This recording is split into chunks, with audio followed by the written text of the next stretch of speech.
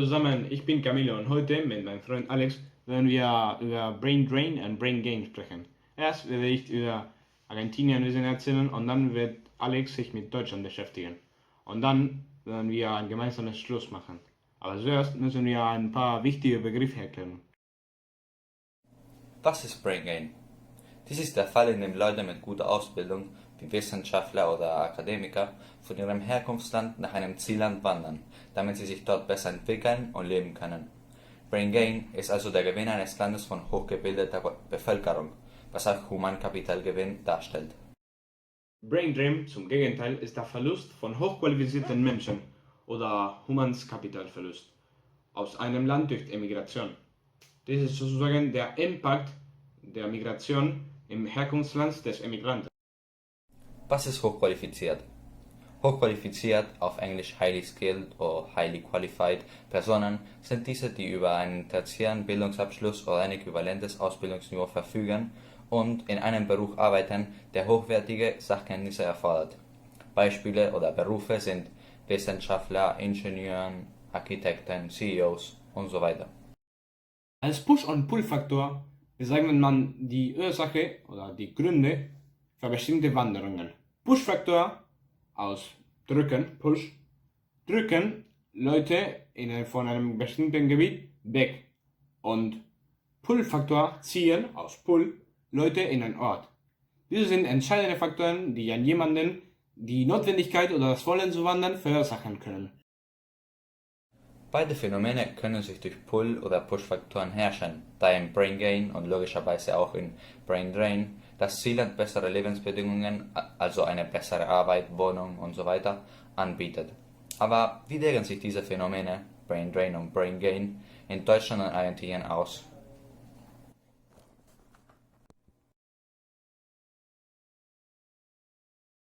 Argentina.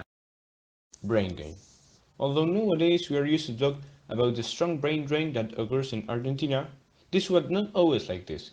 In the late 19th and early 20th centuries, Argentina received a lot of foreign scientists, technologists, doctors, and university professors who arrived with the great immigration waves. The great growth of the country, socioeconomically speaking, a pull factor, added to the bad situation in the European countries at that time, for reasons such as the First World War, the Great Depression, and then the Second World War, that was clearly a push factor, made Argentina a very attractive place for immigrants.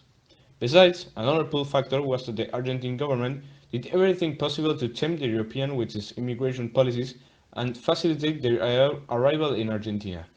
And although it is believed that only immigrants came to Argentina to work in the fields, many professionals with university degrees also came and they helped a lot to strengthen the country. The maximum peak of brain gain that occurred in Argentine history was during the Great Depression and the end of the Second World War, between 1930 and 1945 approximately. The Argentine model, the MAE, Modelo Agroexportador, was based only on raw materials exports to large industrialized countries and was not concerned with industrializing its own territory. That's why, when the industrialized country began to suffer economically, there were two problems.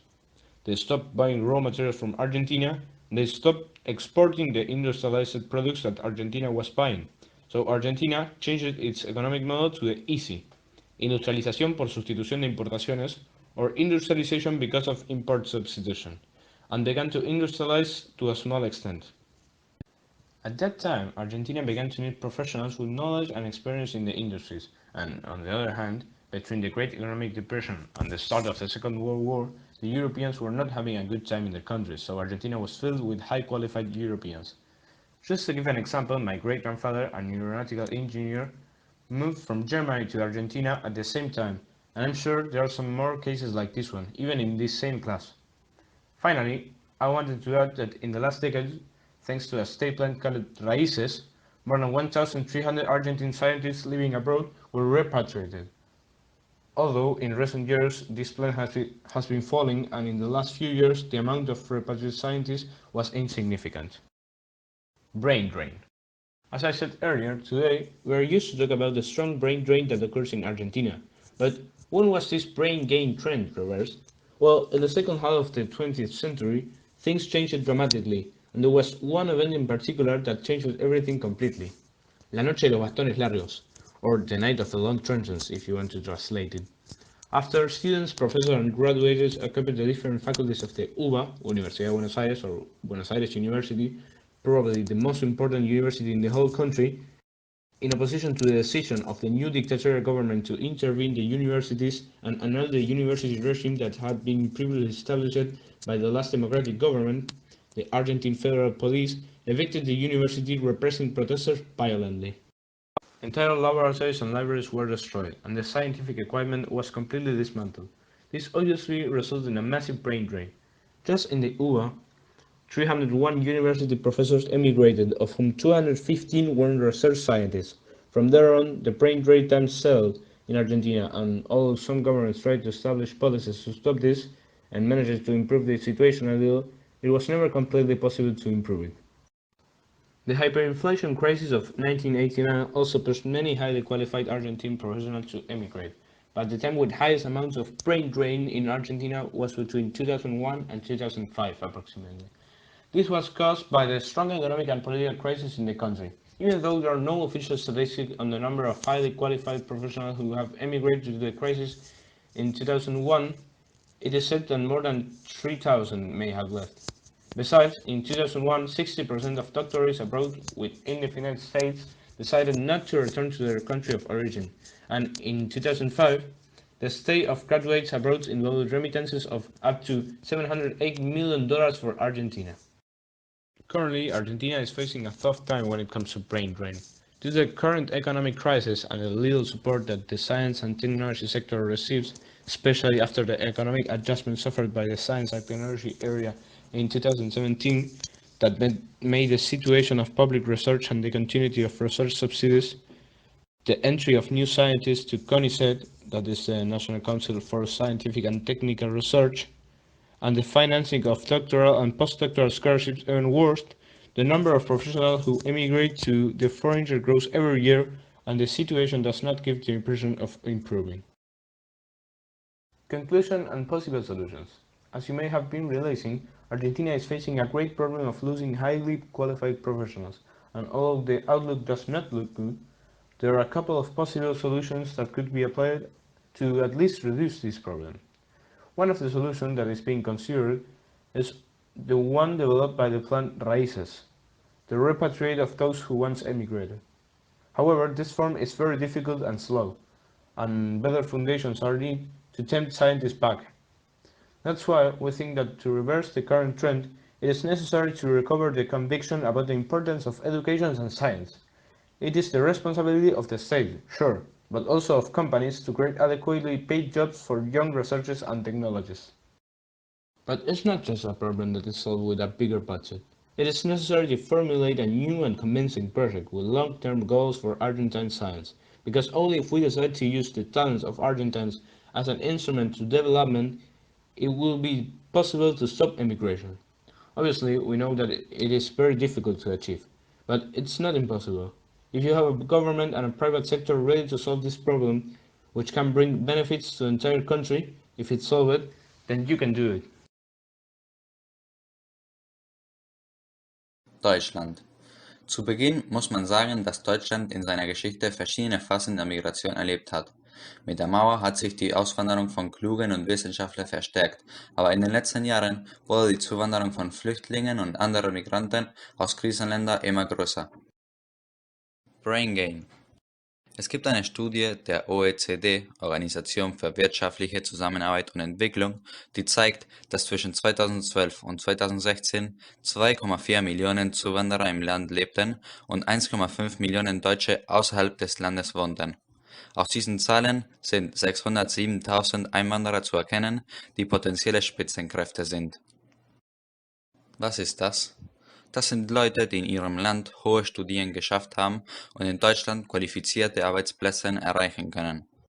Das meiste Brain Gain kommt aus Polen, 58.700 Menschen, Syrien mit fast 50.000 Menschen, Rumänien 37.300 Einwanderer, Russland 27.500 und China mit 27.300.